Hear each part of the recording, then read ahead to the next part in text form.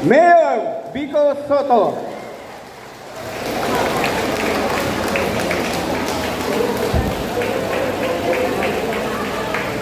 So nandito po yung mga pinuno rin po ng Pasig Urban Settlement Office. Kasama si Attorney Chris, Attorney Aison, at ang nauna sa atin ay si Consi Simon. So, hindi na po natin patatagalin yung ating pag-uusap ngayong umaga para ipamahagi yung kasunduan sa paupang may kondisyon para sa pagbili o Conditional Let's Purchase Agreement. Hinga na po natin ng mensahe ang ating ama ng lungsod ng Pasig, Mayor Vico Soto. Maraming salamat. Upo lang po kayo. Grabe, ginanahan ako bigla sa introduction ni Sir Manny. Magandang umaga, Barangay Kalawaan. Kamusta po ang mga taga-Ismar? Yung mga nasa likod, para medyo matamlay po kayo. Okay po kayo dyan? Okay. Nataas pala ang energy natin ngayong umaga. Hindi na siguro kailangan ng mahaba pang mensahe dahil siguro sa puntong ito ay nagkakaintindihan na naman po tayo. Ilang beses na rin naman ako narinig magsalita at magkwento tungkol sa ginagawa po natin ngayon dito sa Ismar. At syempre, alam din po natin na hindi po ito naging posible kung hindi sa tulong ng bawat isang tao, bawat isang residente, bawat isang miyembro na kasama po natin dito. Kaya kung magpapasalamat po kayo sa akin, okay lang naman po. Pero pasalamatan nyo rin po ang sarili ninyo at mga kapitbahay ninyo.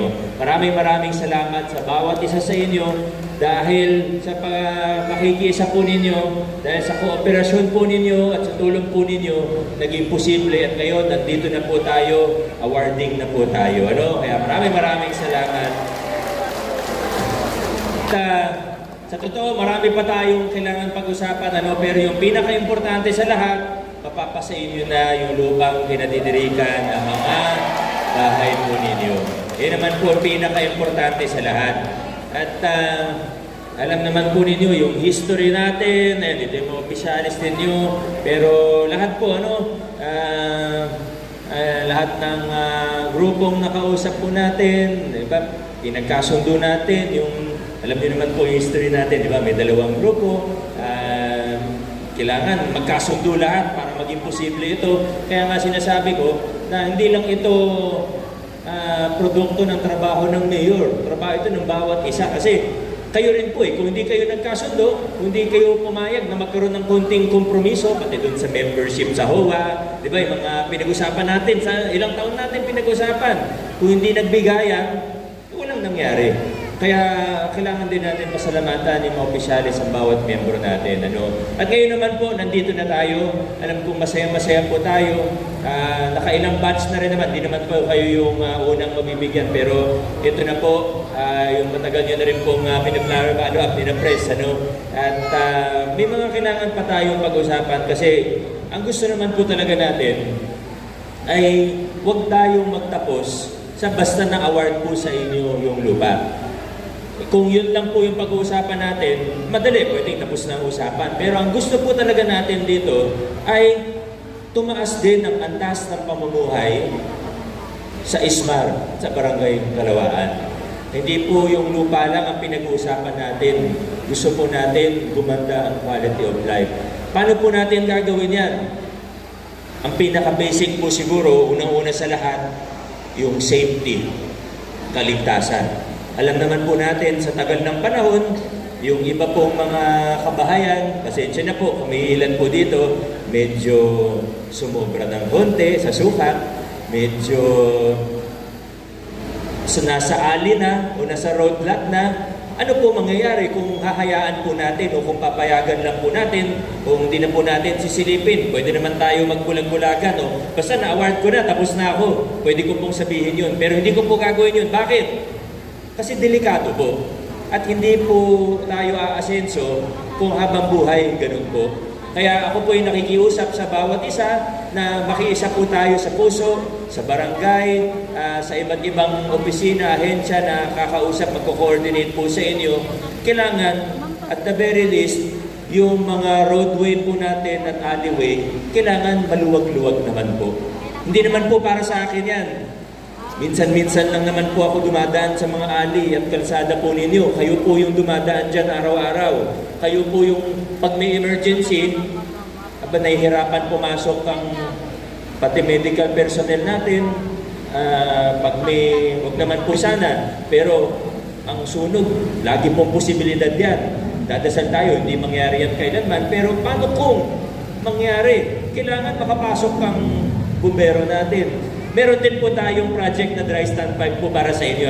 Siguro nabalitaan na po ng ilan yan para dudugtong na lang po yung, dudugtong na lang yung host ng tawag dito dun sa bumbero para kahit hindi makapasok. Pero ang punto ko lang po, kailangan mag-usap tayo at magtulungan tayo para maging mas ligtas ang ating komunidad. Kaya ngayon pa lang, nasabi ko na po, nagbibigay na po tayo ng abiso, yung mga medyo nag-encroach na po, alam niyo naman po kung ano itsura ng subdivision plan ninyo, yung medyo sumobra, yung mga nakatayo na sa alley mismo, sa kalsada mismo, hindi po natin nahayaan yun. Nagkakaintindihan po ba tayo? Ulitin ko po, hindi yan para sa akin, para sa inyo rin po yan. Dahil tandaan po ninyo, kayo po ay hindi lamang nakatira sa lupa na ito. Hindi lang kayo residente. Mula ngayon, di ba? Hindi lang kayo residente. Kayo po ay owners. Kayo po ang nagmamay-ari ng lupa na ito. Kaya kailangan pangalagaan po natin. Lalo pa dapat umasenso ang ating komunidad. Maraming salamat. Congratulations sa lahat ng members po ninyo. God bless po. Kung maaari na po tayong magsimula, mga opisyales, pakitaas po ang inyong kanang kamay at sumunod po kayo sa akin. Ako si banggitin ang inyong pangalan at itinalaga bilang inyong posisyon ng Ismar Homeowners Association Incorporated ay mataimtim na nanunumpa na gagawin ko ng buong katapatan at sa abot ng aking kakayahan ang lahat ng tungkuling iniatang sa akin na igagalang ko at ipagtatanggol ang alituntunin ng samahan at ang kapakanan ng mga membro nito at buong katapatan na susundin ko ang sinasaad ng Saligang Batas ng Pilipinas at kusang loob na babalikatin ang mga tungkuling ito sa sarili nang walang anumang pag-aalinlangan at hangaring umiwas pasiyan nawa ako ng poong may kapal. Congratulations sa bagong set of officers. Maraming salamat po sa inyo. Congratulations po. Pakibalik po yung inyong mga ginawang panunumpa para po formal na pipirmahan niya ni Mayor sa kanyang tanggapan. Ang susunod po nating gagawin po, yun na po yung pamamahagi ng kasunduan sa paupahang may kondisyon para sa pagbibili o yung conditional lease purchase agreement. Ang gagawin po natin dito ay yung 11 na lamang na mga officers ang bibigyan ng tatanggap ngayon at yung ibang matitira ay ibibigay na po natin sa mga officers na sila na po yung mamamahagi po sa inyo.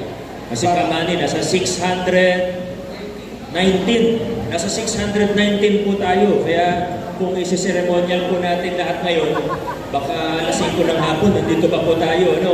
Kaya sa officers na lang po, ceremonial turnover lang naman po ng ating kontrata o kasunduan, tapos sila na po bahala sa bawat isa, ano? Pero ang sigurado naman po tayo na kumpleto po ito, lahat po kayo kasama na dito.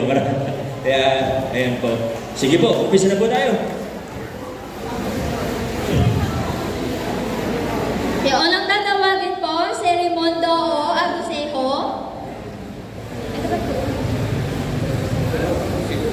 Sunod si Lucas C. Morado. Shelo M. Disina. Amelia A. Ablat. Edwin B. Balisan. Vicente B. Nava. Sherry C. Abonete. Salvacion A. Logban. Annalisa B. Alera. Rosemary N. Labalan.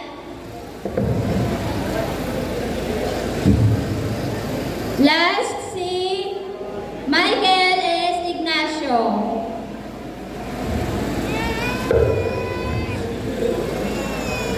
Okay po, so yung iba, yung street coordinators ang magbibigay sa inyo sa mga bahay-bahay po ninyo. Malinaw po? Para hindi po mapagod tayo ngayong umaga. Tungkol kay Mayor po, wala po kaming masabi. Napakabait. Maraming salamat, Mayor. Pinagkaloob mo sa amin yung lupa na to. Sa wakas, matagal namin inaantay. Ngayon lang po namin nasa masa. Maraming salamat, Mayor. At maraming salamat sa lahat ng mga opisyalis ng IHAY, katulad sa akin, Street Coordinator. Maraming salamat po, Mayor. Ang bait mo. Saludo kami sa iyo. Salamat po. Isang magandang umaga po.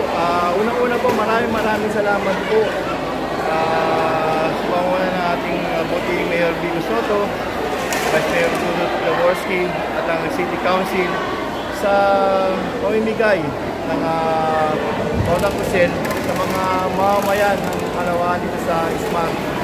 Kaya ang barangay po, pangunguna ng ating acting kapitan na Jimmy Bora at ang Barangay Council, ay talagang taas po nagpapasalamat dahil matagal ng panahon ngayon lang po natupad ang talagang ninanais ng mamamayan ng Kalawaan para sa Ismar. Muli po, maraming salamat sa inyo. Agawad bilang Pangulo, meron po ba kayong mensahe sa mga nakatanggap naman po? Siguro sa nakatanggap, una, pangalagahan nila yun. Kasi kanila na yung sarili na nila yung lupa at bahay talaga di ba? So, kailangan lang yung mga amortization, yung mga dapat hulugan, ay mabayaran nila. Kasi hindi po libre ito. Diba?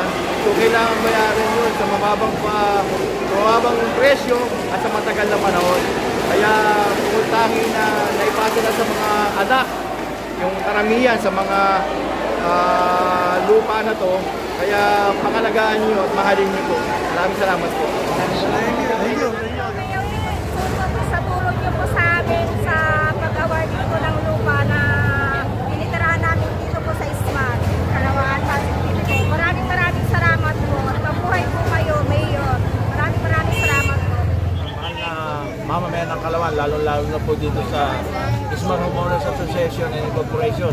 At siyempre, nagpapasalamat ako sa ating buting Mayor Vico Soto at talagang hindi tumitigil para maipagkaloob po ang mga lupa para sa aming mamamayan ng IHAY Homeowners Association. Siyempre, pinasasalamatan ko din po ang puso sa panguna ni Noni Rivera, kay Sir Manny, kay Attorney, at sa lahat po ng mamamayan ng Ismar na sana mahalin po nila ang ipagkakalob sa kanilang lupa. Hanggat maaari ay huwag nila itong pagbili o ibigay sa iba. Dahil ito'y kanila lang yaman na halos alam ko siyam na taon lang nila pinaglalaban o mahigit pa. Kaya sana po tuloy-tuloy lamang ang suporta sa amin ng aming buting Mayor Vico Soto para ang mga residente ng IHAY o mga association ay mapasa kanila na po ang kanilang ari-arian. Maraming salamat po at magandang umaga sa ating mamamayan ng Barangay Kalawaan. Thank you po. Thank you po.